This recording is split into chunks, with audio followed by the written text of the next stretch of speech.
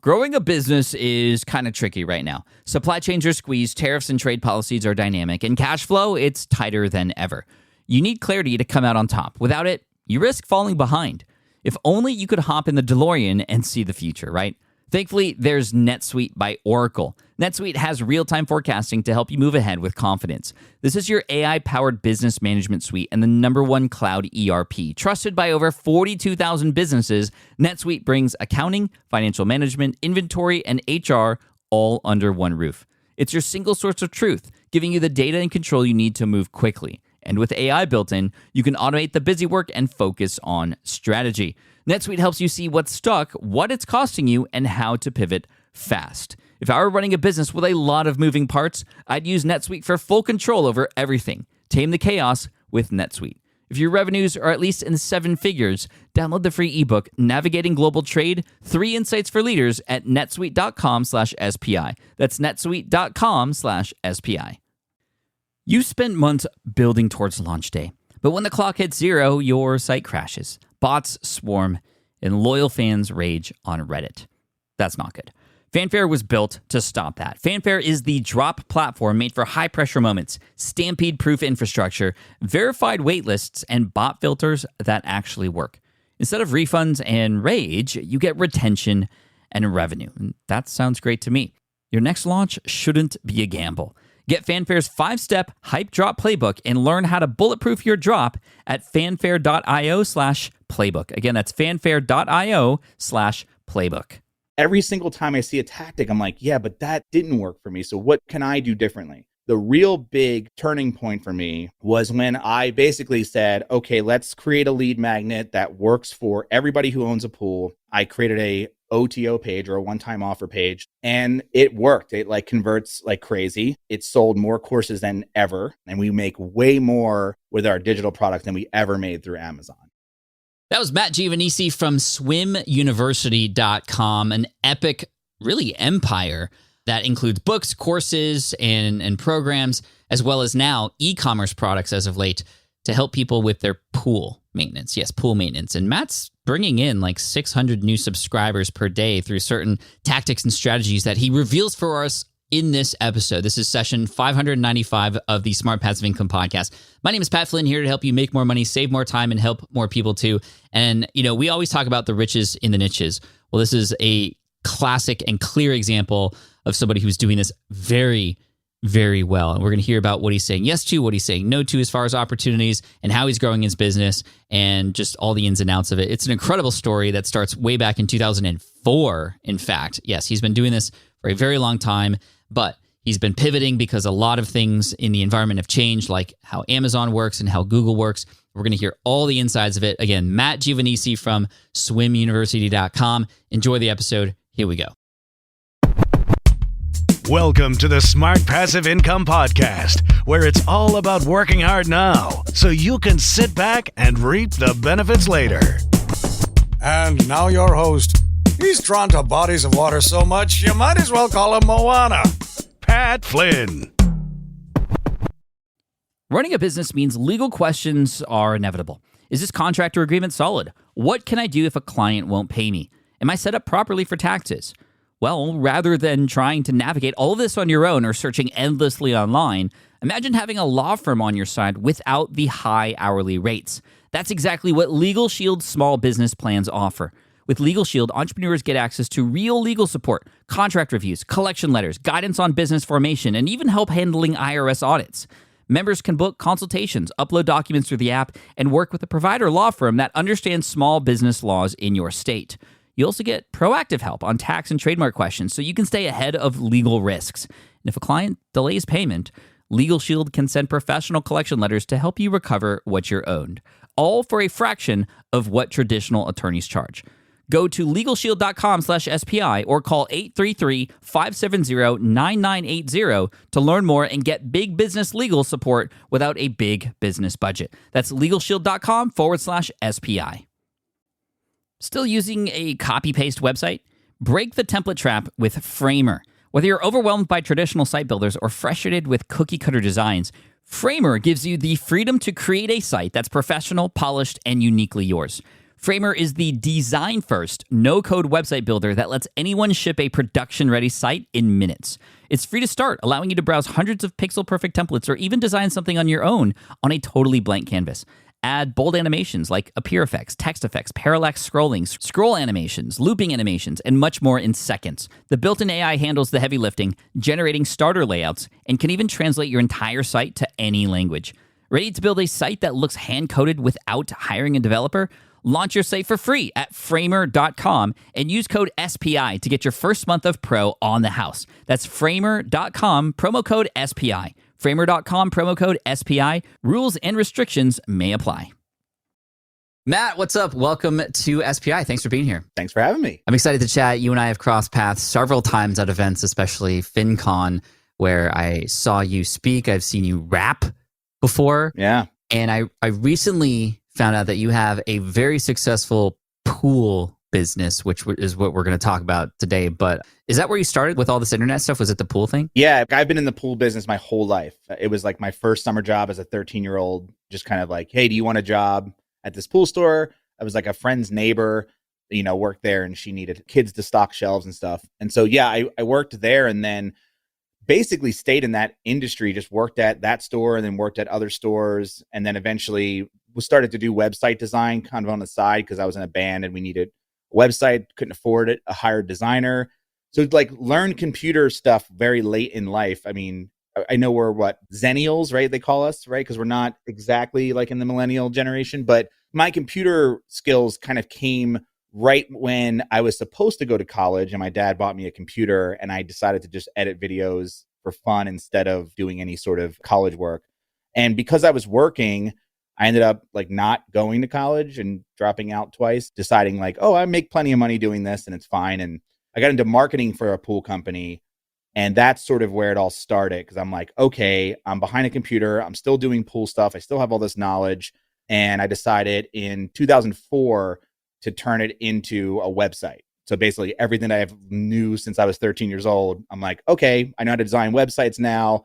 Let me turn that into a business. So 2004. So we're going way back here. When we talk about like marketing and stuff, today we think of Instagram and Facebook and all that. Like that stuff wasn't even really a thing back then. What was like marketing back then? MySpace. Yeah, it was. And I didn't do it for the pool side of things. I did that for my band, but I did a little bit of touring and we were trying to get signed and all that stuff. And it was even before MySpace. And when MySpace finally came around, we're like, oh, this is the ticket to fame and fortune. And that quickly dissolved right around that time. And it was after me being in the band where I had this idea. I literally had the idea for Swim University. I had the domain name. And my bass player was the one who kept saying, you keep talking about this idea, but you haven't done anything yet. So he sort of forced me to just sit down, code it, design it, and start creating content on it. And at the time, affiliate marketing was the thing and AdSense was the other thing. And those were like the two ways that I was decided, all right, I'm going to make money on the website this way. So swimuniversity.com, still around, still your main gig, yep, which is sweet.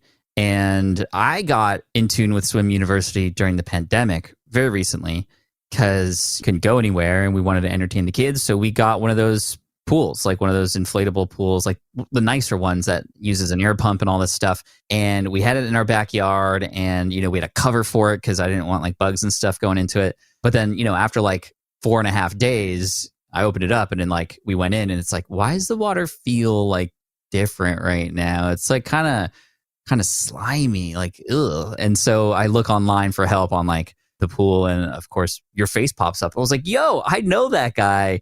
He created rap videos at FinCon. He has a pool business? And I look into it and I'm like, oh, dude, this is like an empire. Yeah, I've been doing it a long time. A long time. So early to market, but even still, you've had to adjust. Like, what are all the things of Swim University right now? Like, what is it, Swim University? So it started as just a site that wasn't even on WordPress. I literally designed it from scratch in PHP because I didn't even know about WordPress at the time. So I had built my own like mini CMS software to kind of work on it. And even before that, it was just like single HTML pages that were like all the content. I was using like Dreamweaver at the time. Yeah, it's exactly what I used. I was using Dreamweaver. And it was For the first part of the business, it was just like create articles. I was doing, UAW, right? Unique Article Wizard. I got a mug from Easing Articles because I had put so much content on their site for backlinks. And Oh, wow. it was really just about like getting as much content, like crappy content, to be honest, because I wasn't a good writer. I literally dropped out of college because of an English teacher. I had failed English so bad up through high school and even into college. And I was like, I don't write. And yet I chose this profession. So I was writing as best as I could. And it was really just like AdSense and affiliate marketing. And at the time, I don't remember, I want to say I was using DoubleClick from Google as an affiliate program. I remember that. Yeah. Yeah. It's still around, but it's like all AdSense, like it's all got it rolled into AdSense and with YouTube and stuff. So yeah, so the first part of the business was like just trying to rank on Google, right?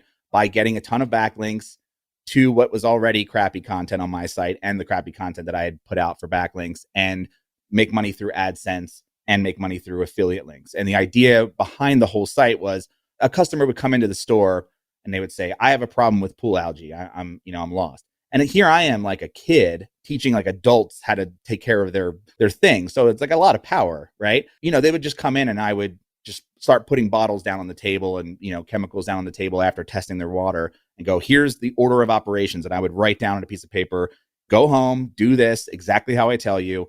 And of course they would come back and be like, that was perfect. It worked, blah, blah, blah. And so the idea was to just take that idea and put it online. And since I was already literally putting product on the table for them, the affiliate thing made sense because I'm like, well, if I do an article that's like, here's how to get rid of pool algae, and then here are the links and the chemicals that you need to do this step by step, that was my process. And so between that and AdSense is where the majority of the money came from, and it wasn't a lot. We're talking like $100 a month. Okay, so very little, but I mean, even still, that's still great to start out with in 2004. With the affiliate links, were those coming from the companies directly, or was Amazon affiliate things? No, Amazon wasn't selling. I don't even think they were selling. I think they were still selling books. Still books, yeah. So it was individual like e-commerce companies. So a lot of companies in the pool business were like mail order. So you would get a catalog, and then they started putting their stuff online and then having affiliate programs through, I guess it was Google DoubleClick or LinkShare or one of those pieces. Yeah, I think the first one was called In the Swim, was the first affiliate program that I think I was selling through. And that was essentially for many years, I kind of did that. And I was still working at the pool store. And then I transitioned into marketing for multiple pool stores. So I was like in corporate. At that point, I had the site. It wasn't making enough for me to quit or anything like that. To be honest, when you work in pools all day, the last thing you want to do is come home and like write about it more. And like, so it was mostly me fiddling with the site. That's what I enjoyed. But there was a moment, I want to say like 2007, or maybe even a little bit later than that, I got invited onto Martha Stewart's morning show on Sirius to talk about pool care because they had found my site. But at the time, I had a pen name because I didn't want my name on the site because I was worried that my boss would find out that I'd had this site, right? So I decided, I'm like, well, I don't want to go on Martha Stewart as a fake person. So I decided to go through my site and change it to my real name and be like, okay, I'm going to be a pool personality now. And I took the day off because I'm like, my site's going to blow up. It's going to be the best thing I've ever done. And of course, it did not. But a couple months later, my boss found out that I had been on that show multiple times. After that, I got invited back like 4 times. And then he found out because my name was out there and fired me because I had the site. Oh, yeah. Yay in the end, but like, right. And I still wasn't making money from it. Not enough to quit. What a lost opportunity for him. Like, if you know what I mean? That's what I keep saying. Dude, yeah, he had the opportunity to have you help his company. Yep. But nope. And that was in my brain. And if he would have offered, I would have said yes. And I wouldn't be here today had he made that decision. Now, from there, I just worked at another company, totally different industry, not even in pools anymore, for about 2 years doing marketing, just same stuff, just not in pools. And I got laid off. I think we have a similar story. So I got laid off, took that opportunity to be like, okay, I got a business loan from the government is the way that I looked at it, and decided to just take a year to make Swim University full time. And that's exactly what I did. At the time I was making decent money for my age, which I think was 24, 25, I was making like 60 grand a year without a college degree, which I thought was like more than all my friends. So I had a BMW, I had a brand new condo that I bought. And as soon as I got laid off, I decided to sell both of them. And I moved in with my brother, cut my expenses from like 4,500 down to like 1,300 a month, and used all that time to just write articles, film videos, and beef up the site, create products. And this is around the time where I found your stuff and was just like working out, losing weight, listening to Smart Passive Income. I was like really into your site, and Think Traffic were the two sites that like got me over the hump. And then after that, it was, I stopped doing AdSense. And now, to not tell the whole story, but flash forward, I stopped doing sponsorships. I stopped doing AdSense. I don't like ads on the site. It just feels very web 1.0, right? And I doubled down on affiliate marketing hard, switched to Amazon, and started creating my own products. I started with 2 ebooks and then transitioned those into courses. Today, we have 4 video courses on the site. We still do affiliate marketing, but sure you're aware, as Amazon just sort of over time just keeps cutting commissions. So now it's affiliate marketing, YouTube, because we did a lot with YouTube. So we have a decent subscriber base. We're making decent money from that. And our digital products, our courses. And then this past year has been e-commerce. E-commerce, like literally creating your own pool related products, right? Correct.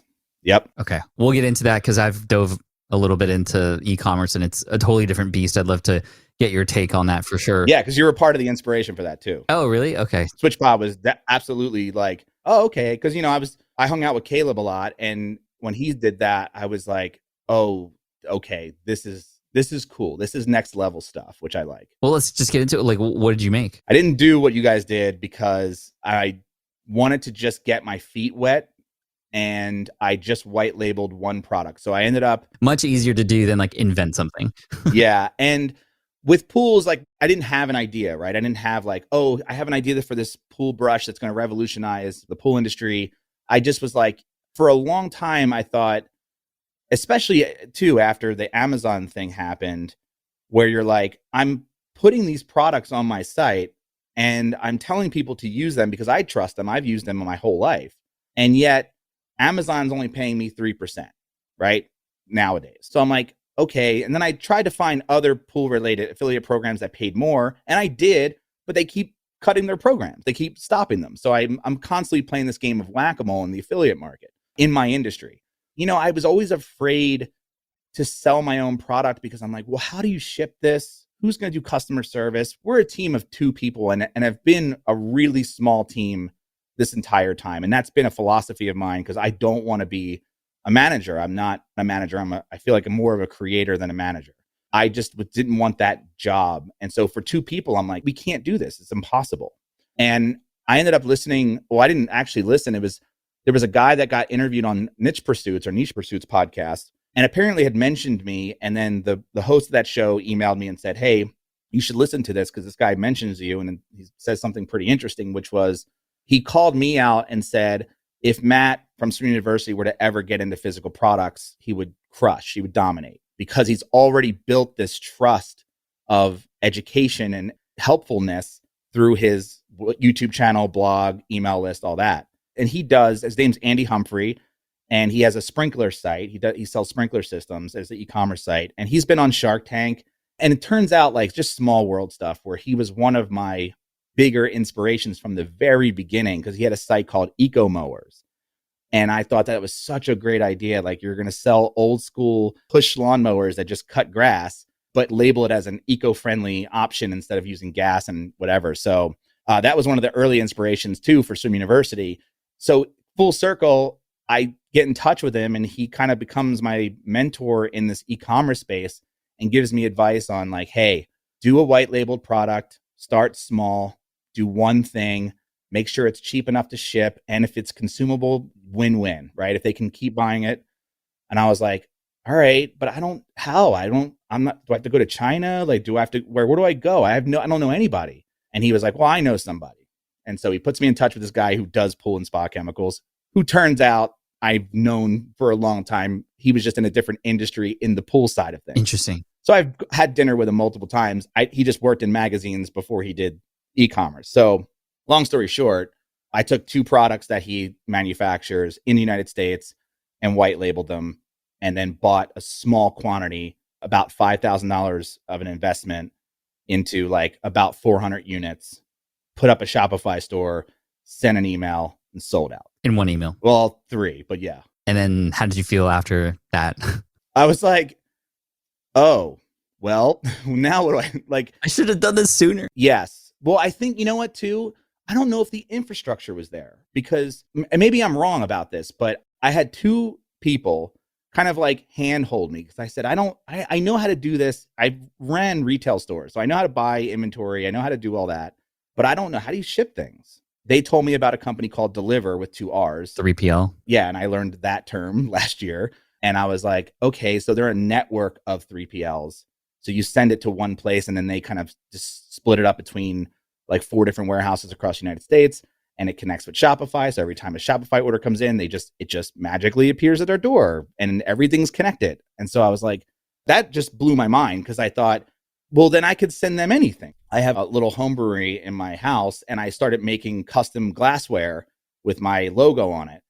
And I got these cases like just shipped to my house. And then I was like, well, wait a minute. So I could take this case, send it to this company, and then all of a sudden I have a product in a Shopify store that I could sell. It's pretty mind-blowing, right? Yeah. I'm like, oh, that's really easy. And again, even with customer service, I was really worried that I was just going to be behind the computer all day answering questions, but that's not the case. It's just people really like it. So I was like, okay. Now it's going to be capital intensive, and you know, if we have to scale this thing, but again, it's still just 2 of us. So I have to keep it small and manageable. Yeah, keeping it lean is smart, because it could be very easy at this point to go, oh, that worked, let me 10x it, right? And then all of a sudden there's 10x capital that's being invested. There's 10x of your energy being expended. I think it's really smart of you to just start small, like your mentor said, and kind of you can grow to wherever you want to go. And for those of you listening, 3PL means third-party logistics, which solves like all the problems that Matt was talking about as far as like shipping and storing and stuff. That's the thing that I thought about inventory and e-commerce too, is like, well, I'm going to have to clear space in my garage to hold all these things. And then like, I'm going to have to go once a week to the post office, and then I'm going to have to receive all these returns. And like, it's just going to be a nightmare. I don't even want to touch it. And that's exactly what I thought too. And that's why I stayed away from it for so long. It makes sense, because if I'm selling something on, you know, if it's an affiliate link and Amazon's paying me 3%, but if I owned that product and sold it, my margins would be like 50% at the very minimum, right? Or maybe even lower than that. And it would still be awesome. So I knew it was like profitable, if you will. And it was like a good, smart move. But because it had so many other layers on top of it of like, yeah, where do you store this stuff? You got to pay for warehousing. You got to do all this stuff. It's a whole new business, but it feels more, if I'm being honest, I've been on the internet and doing internet-y things for so long. I know exactly what you're going to say. Right? It just feels real. It feels like I have a real business now. Yes, dude. When I saw people using the SwitchPod in the wild for the first time, it was like, this is such a different feeling than the thousands of people that have gone through my online courses, which are still awesome and have helped people, and we get positive feedback. But to see somebody using the thing that you've made, it just, like you said, it just, for whatever reason, feels definitely different and feels more legit, right? Like legitimate. And just having it on my shelf.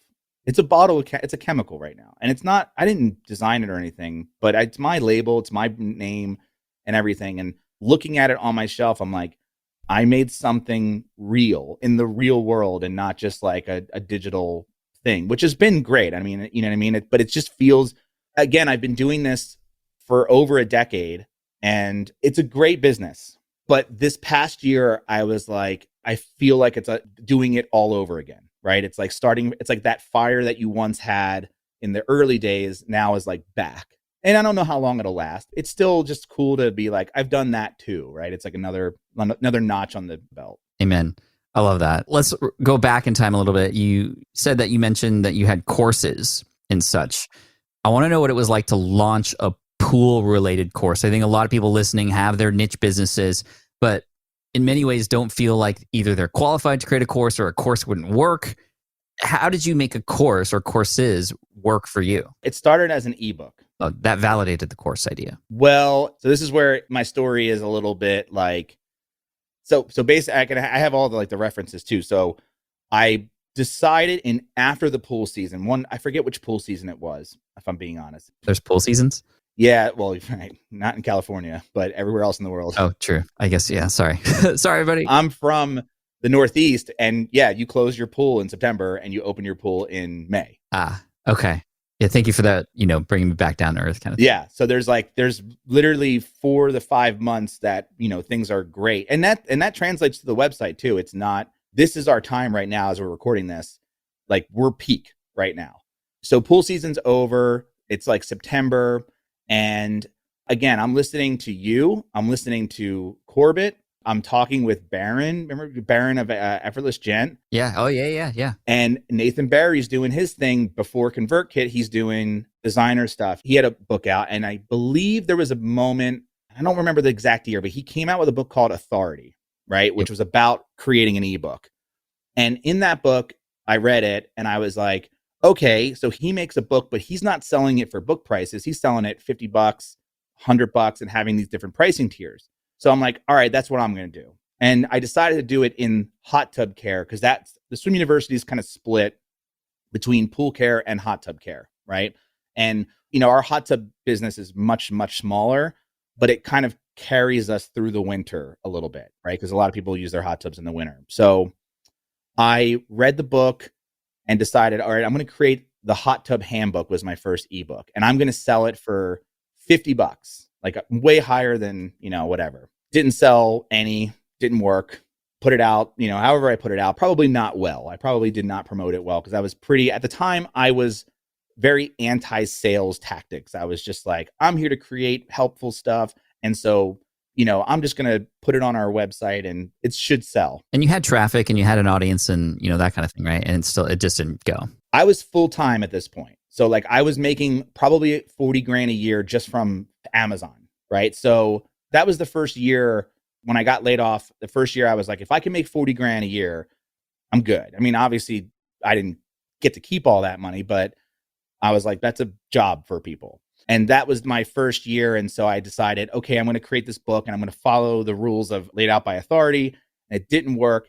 And I kind of felt defeated and thought, you know what? It works when you're selling how to make money, but it doesn't work when you're selling a product that's like how to just keep your pool clear. Because honestly, you want to swim in it. You're not into the hobby of caring for it. You want it to be clear and clean for your kids. That's where it ends, right? It's like, how many people are into vacuuming their house as a hobby? It's not a hobby. Right. I want the information now and the result now. I'm not going to dive into it. Yeah. And I think it's like, Marie Kondo, it's where it's like, you watch that show and you're like, I've watched it. I know the drill. I'm good, but I'm not into it, right? I'm not going and cleaning other people's houses for free as a hobby. So I put that out. It didn't work. And so I decided, you know what? I'm just going to drop the price because I don't know what else to do. And I dropped it to $29 and all of a sudden it started selling. And I didn't do anything different. And I was like, okay, I think my audience, and this is where every single time I would listen to you or to Corbett or even to Nathan, it's like, you guys were always talking about a different industry than mine. And I always felt like, it's like back in the day, it would be get in front of other people's audiences. And I'm like, well, there is no other pool audience. I can't do that. Or start putting your stuff on forums.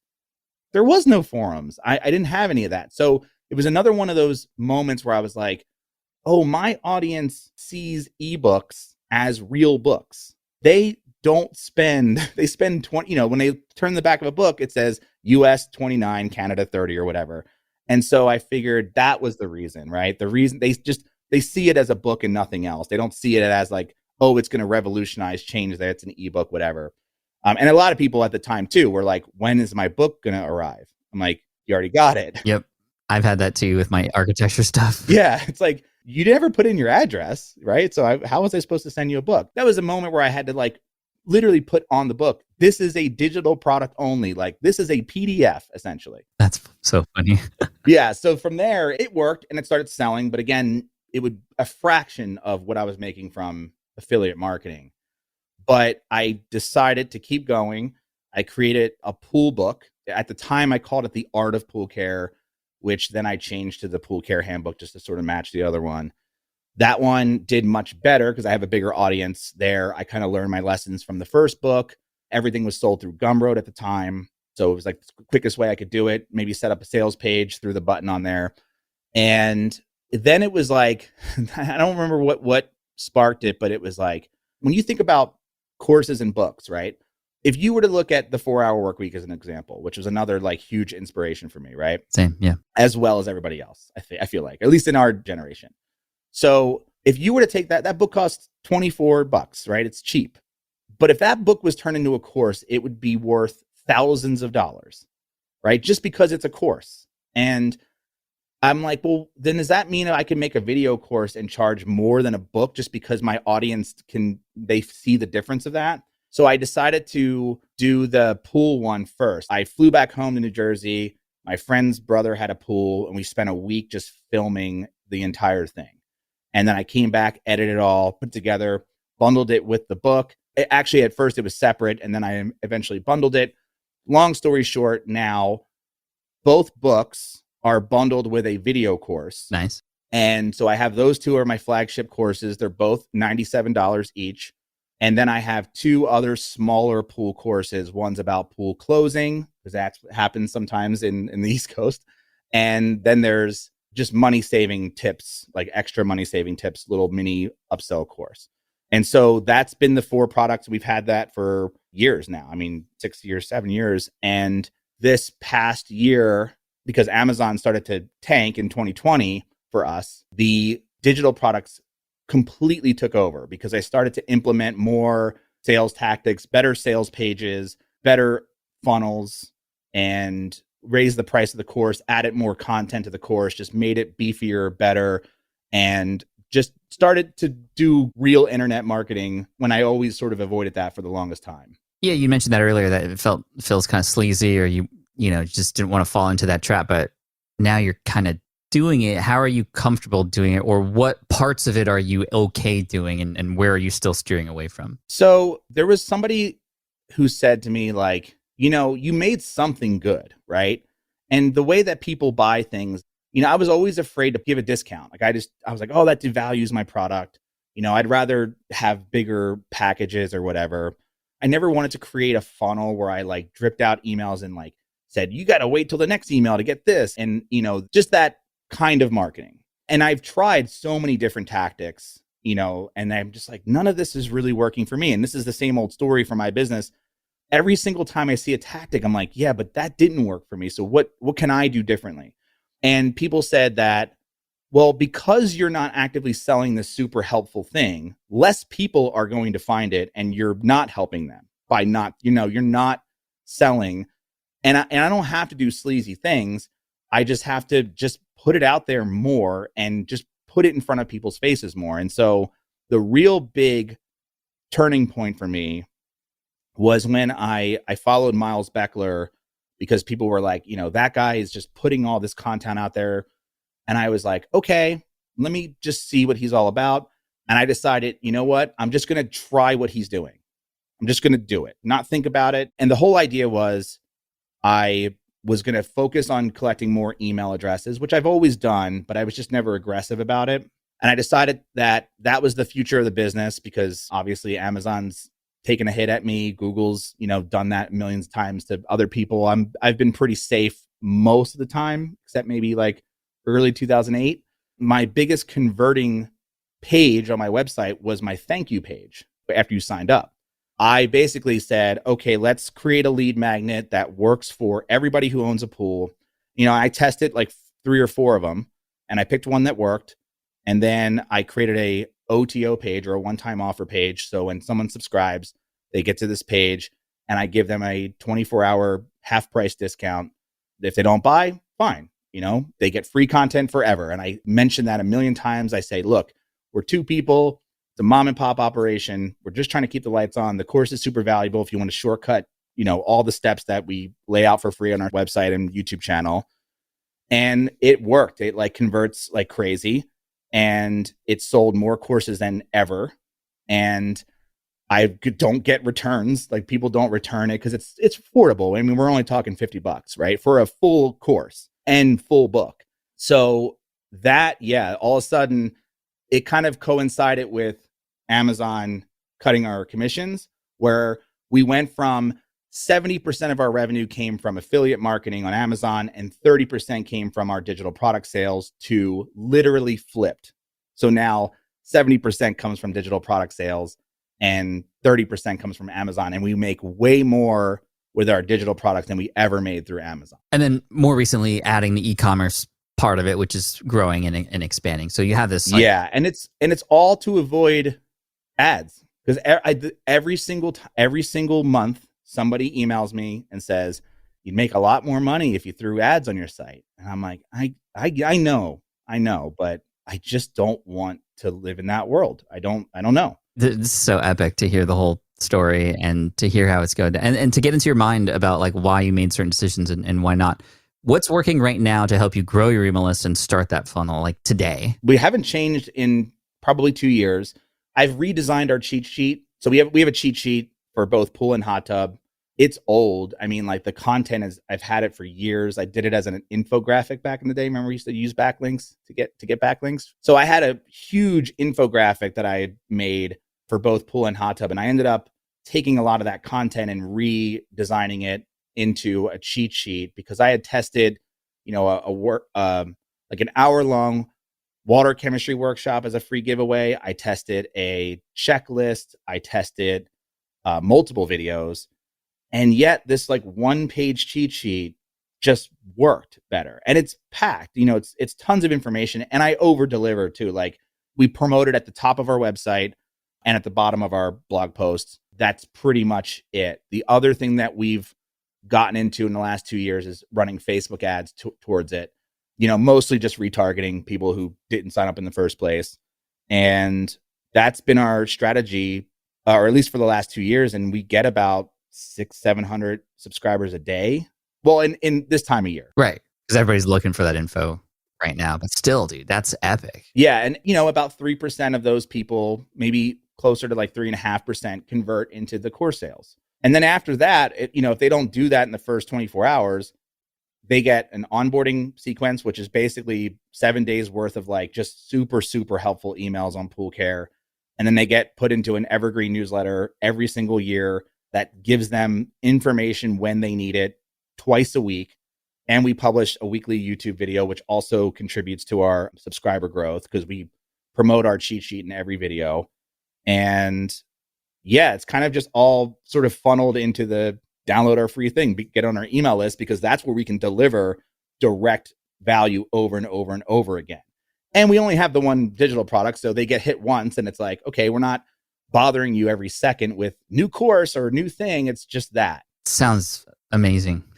Yeah, it's a well-oiled machine at this point. Now you can optimize, right? Because you're not coming out with a new course every single week or month or something, and because you're focused on your YouTube and your SEO and maybe a few ads here and there. Like, final question, like how does social play a role on top of this, if at all? It hasn't, unless you consider YouTube social, which I don't. This year, I was like, maybe we should try Reels and TikTok. Maybe that would be for us. Only because, like, what else am I supposed to do? Like, everything's kind of running. I'm doing the ads. I'm doing Google ads, Facebook ads, not spending a ton of money. We're talking like maybe $50 a day, right? Just to kind of keep it front of mind for people. And again, all retargeting at this point. So I thought maybe we could do that. And I set up this whole experiment where I was going to do a video a day for 30 days. And I got maybe 7 days into it. And I was like, no, this is brutal. Could I hire somebody to do it for me and like repurpose our content and put it there? Yeah, I could do that. But I don't know. Really, the only social we do is that whenever we publish something new, it kind of automatically gets published to Facebook and Twitter. And that's pretty much it. Well done, first of all. I mean, you've been at this for a very long time. It's definitely not an overnight success, but you've continued to optimize. You've continued to sort of hone in on what it is that's working. You're now experimenting with some e-commerce stuff, and I imagine there's just going to be some more products coming in the future. So again, this is the same thing I did with the digital product, where I started with hot tubs because it was smaller, and if it failed, it wouldn't be such an epic failure, and it was usually at the end of September is when I have some breathing room because we're publishing as much as we can in the summertime when it's active. The same exact thing happened where I had heard that podcast in June. So literally yesterday, so June 2nd, I heard that episode. And then it took about till the end of September to finally have something in stock to sell. And we started with hot tub products because I knew that by the time I would get those products, season's over. So let me do that. And again, the list is much smaller. The audience is much smaller. So again, it wouldn't be such an epic failure if I didn't, and it worked. And so I bought more product in November, sold that out, and then supply chain issues happened and it took 3 months to get more. And we're now at the point where we have 3 hot tub SKUs. We have a clarifier, a detox product, and a filter cleaner, which is new this year.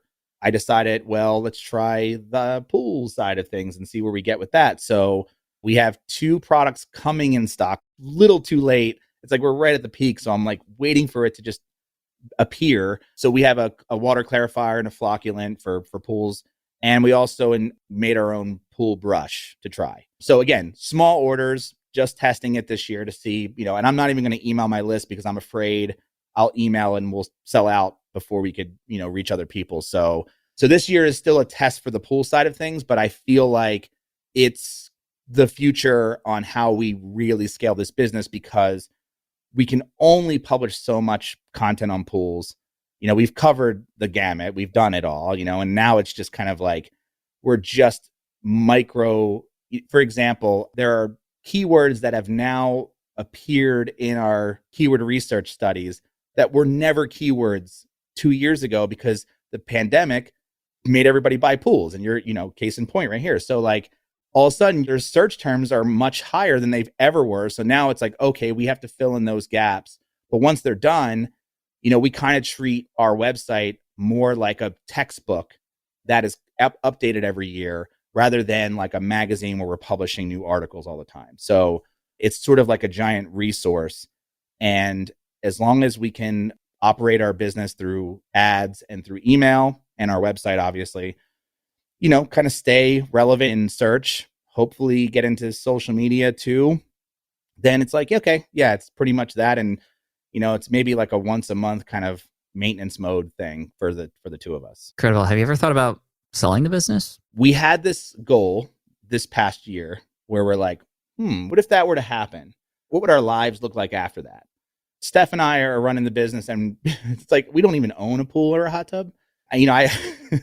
I've personally taken care of, I want to say thousands of pools when I was in Jersey, and here, now it's like millions because we're doing it through content, but yeah, all our videos are animated. We have B-roll that we've used over the years. So we thought maybe we'll sell it. We'll go really hard this year. And we kind of went a little too hard, if I'm being honest. And we're now thinking, well, we can just kind of keep this in maintenance mode for a little bit and not go as hard as we did because we were hoping to gain some like mystical attention from potential buyers. And I feel like that was just a really stupid, it's not a smart goal, right? It's like, it's a real kick in the teeth because you're just like working really hard and publishing and no one's knocking down your doors. So there was no real goal to achieve there. And so I think we're open to it, but we would like to get to a place financially where if we were to sell it, we could basically retire forever. That's awesome. These things are funny where you're like, you know what, we're not even going to try to sell it anymore. And then guess what? You're probably going to get opportunities to do it. Yeah. And that's kind of where I feel like we are. But I wouldn't sell it until we reached a certain number per year because I kind of feel like that there's one number in my head and it's big where I'm like, okay, I wouldn't technically have to work ever again. I'm still going to because I have no other mode and speed. I have 2 other businesses that do well. I would still have income, but it would basically allow Steph to kind of pursue her own passions and I would just still do the same thing, just not in pools. Incredible. Congrats to you and Steph for what you've built and for what's coming. I want to thank you for coming on the show and sharing very openly how it's gone and what you're up to and what's coming next. If you could tell everybody where they can go to find you, obviously swimuniversity.com, but you have other things going on. What else can people explore that you have to offer? Yeah, if you have a pool or a hot tub, hopefully you already know about Swim University. That would be good. But I talk about all of this stuff in real dark detail at moneylab.co is sort of my home base for doing experiments, sharing challenges. This is my hobby, right? Pool's not my hobby. It's just something that I know a lot about. Business and homebrewing are my two like big hobbies. Nice. So moneylab.co. Is the brewery stuff like available for people to check out too, or is that just like literally for you on the side? I have a website called brewcabin.com. And if you're into it at all, or if you're just into just YouTube stuff in general, I have a YouTube channel called Brew Cabin as well. There's 5 videos on there. They all took me 3 to 4 months per video to make. They're kind of like miniature art pieces. I have a video where I do like a 2001 Space Odyssey full like epic but brewing a beer, and it's just crazy. And then I did like a Property Brothers meets Fight Club parody where I built a Keezer, and I don't know. It's like a lot of like crazy ideas. So like that's kind of, think going back to the whole like selling of Swim University, which may or may not happen, but the idea of like, I just kind of want to, and I've been a creator. I would love to do more of that. It doesn't make any money. So for me to spend time writing scripts and filming stuff that's insane and silly and writing music, I write all the soundtracks to So I would love to just do that full time forever and not have to worry about, making money from it. Cause I know because I don't want to, honestly. Like I know I could, but it's like, I'd rather it just be like this art center. Yeah. Love it, dude. Man, it was so good to catch up with you today. Thank you so much. And I hope we get to cross paths in person again and hang out and share a beer together at some point. Yeah, absolutely. Thanks for having me on. Appreciate it. All right. I hope you enjoyed that conversation with Matt. As you can tell, just such a humble and awesome guy who knows how to teach this kind of stuff. You can find him at moneylab.co. But obviously, if you have a pool, definitely check out Swim University if you haven't seen it already on YouTube as you were looking for information, just like I was during the pandemic. And that's how these things happen, man. People are looking for information. And if you can be there as the niche business and the authority to help a person through that and get a result or finally clear up their pool, whatever the version of a pool is for your audience, you could win. And I love how he's experimenting with e-commerce and stuff too. So Matt, thank you so much for coming on. Matt Giovanisci from swimuniversity.com. And if you enjoyed this episode, let me know on Twitter, Instagram, at Pat Flynn. Would love to hear your thoughts. And if you've ever ran across Swim University. The reason I asked that last question is just because he's built the business in a way that is very sellable. I mean, it doesn't even necessarily even include him anymore in it, which is why I was just curious when I was checking up on him and seeing what he was doing. I was like, wow, like he's built something amazing here. So hopefully this inspires you. It definitely inspires me. And it's also, you can see he's keeping it simple and he's purposefully opting out of new things so we can continue to optimize what is working. So I love this episode. I hope you enjoyed it too. If you want to check out all the links and everything mentioned here in this podcast on the website, head on over to smartpassiveincome.com/session595. Once again, smartpassiveincome.com/session595. Thank you so much. I appreciate you, and I look forward to serving you in the next episode. Till then, peace out, take care, and as always, Team Flynn for the win. Thanks for listening to the Smart Passive Income Podcast at smartpassiveincome.com. I'm your host, Pat Flynn. Our senior producer is Sarah Jane Hess. Our series producer is David Grabowski. And our executive producer is Matt Gartland. Sound editing by Duncan Brown. The Smart Passive Income Podcast is a production of SPI Media. We'll catch you in the next session.